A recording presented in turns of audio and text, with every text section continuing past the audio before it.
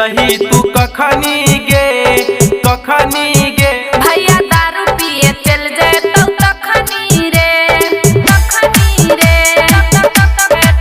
गे छौरी होली खेले बही तू कखनी गे कखनी गे। पापा दारू पिए चल जाए तो कखनी रे गे रंग डालबै बही तू कखनी गे कखनी गे।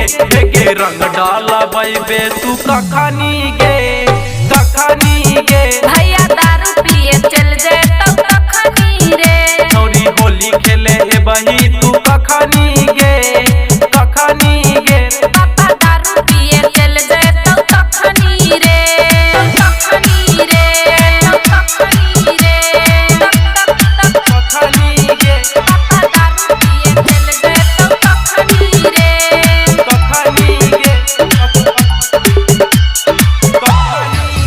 पापा दारू पिए चल जाए तो कखनी रे दारू पिए चल जाए तो कखनी रे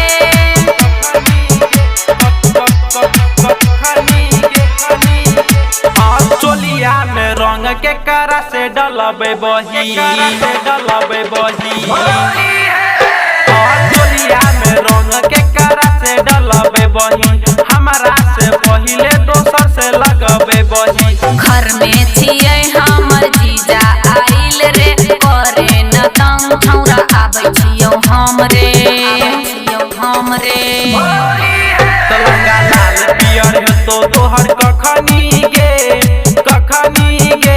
भैया दारू पिए चल जाए तो कखनी रे गे छौरी होली खेले बही तू कखनी गे कखनी गे। भैया दारू पिए चल जाए तो कखनी रे गे छौरी होली खेले बही तू कखनी गे कखनी गे। पापा गांजा पिए चल जाए तो कखनी रे पापा गांजा पिए चल जाए तो कखनी रे कखनी गे पापा दारू पिए चल जाए तो कखनी रे कखनी गे कखनी गे पापा दारू पिए चल जाए तो कखनी रे